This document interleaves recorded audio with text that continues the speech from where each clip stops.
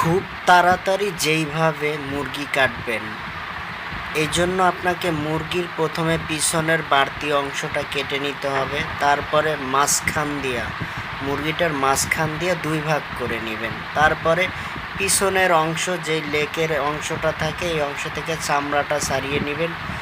মাঝ বরাবর একটা কোপ মারিয়ে 2 ভাগ করিয়া ফেলাইবেন। তারপরে একটা রানের উপরে আর একটা কোপ দিয়ে আরও একটা ভাগ করিয়া ফেলাইবেন। এইভাবে 2টা রানের এই 4 ভাগ করিয়া ফেলাইবেন।